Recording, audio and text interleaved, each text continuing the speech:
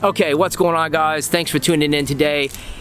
I gotta point out a rather obvious fact, or at least I thought this was obvious, that if you have to run into the woods with just your bug out bag and that's it, your situation is FUBAR. Like, I don't know what happened, but you done effed up and you got yourself in a tight situation, right? Because that should be your last resort. Running in the woods with your bug out bag should be your absolute last resort. So, in this video, what we're gonna discuss is some possible scenarios where you would actually have to grab your bag and run in the woods. Some scenarios that make sense to me.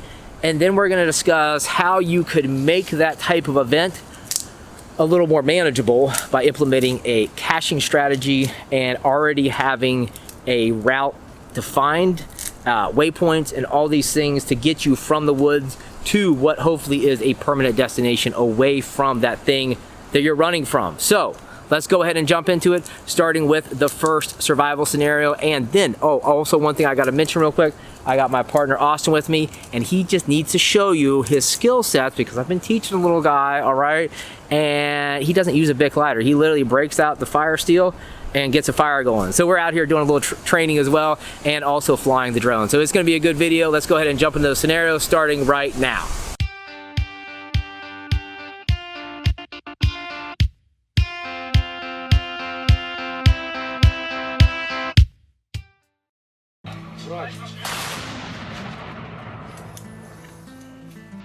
So our first scenario, guys, is an armed conflict. And I've written this out in terms that we use in my profession to basically test out a theory or a hypothesis or explain something through a series of actions. So for the first scenario, this is an armed conflict.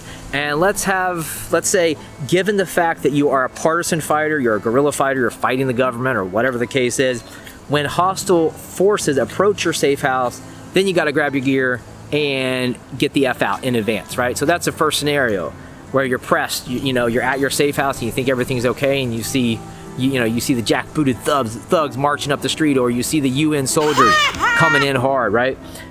Or federal forces, or whatever the case is. You have to get out, maybe you have some secret escape, I don't know, right? So that's scenario number one. Now let's move on to scenario number two, and that is the inverse of being an armed partisan and you're simply just a civilian. And in this case, given the fact that you're a civilian, when enemy forces are encircling your area and shelling and invading, and like there's craziness everywhere and you're about to be killed, you got to grab your gear and get out of the situation.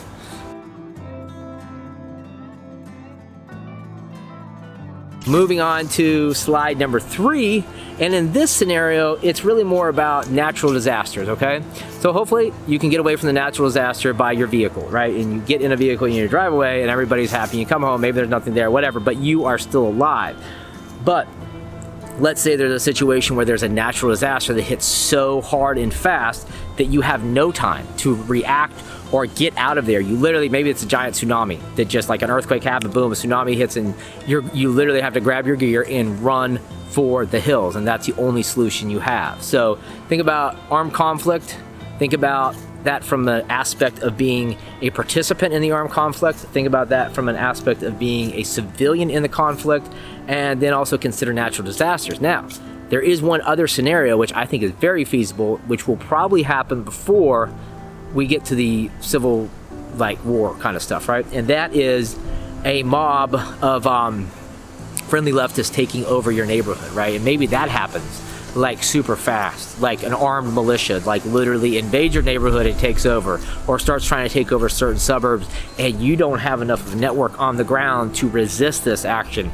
So as they're coming in at 2 o'clock in the morning, shining lights in people's houses and firing guns in the air, and they're literally out there with the pitchforks and torches, you have to grab your gear and get the F out. So there's another scenario, and I'm sure if I sat here long enough and thought, there'd probably be more scenarios, but you can talk about scenarios all day, but if you're gonna run in the woods with your gear, you need to have some survival skills. And that's why we're out here today, and I'm gonna give you a look at Austin's survival skill sets. His primary one has been fire, and this man has been waiting 20 minutes while I filmed this video to show you guys how good he is with the fire steel. So let's go ahead and check this out, and then we'll wrap up.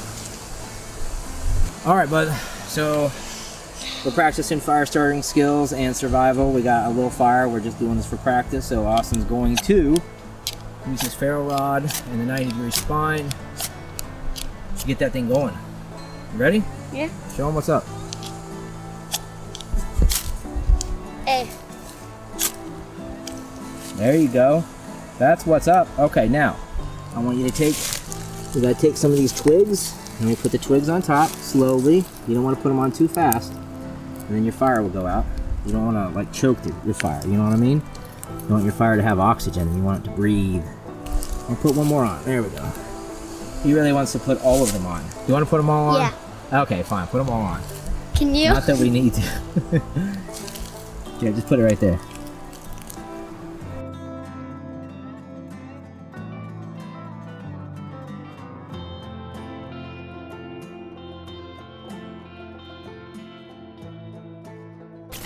All right, guys, that's all I have for scenarios. I'm sure there's more, right?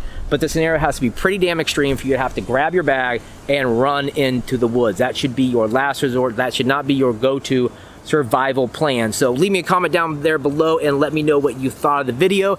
Let me know what you thought of Austin's skill sets with the fire still. He just turned 8, and man, he's starting fires all over the place. I don't have to worry about keeping him away from the Bic lighter. It's really more like my fire steel and my knives and all my gear. So with that being said, guys, thanks a lot for the support. I'll see you in the comments. Peace. Your support for the channel by checking out the wide range of survival gear available at thesurvivaloutpost.com. We stock only top quality, rugged, tactical equipment and apparel designed to support any mission or situation life may throw your way.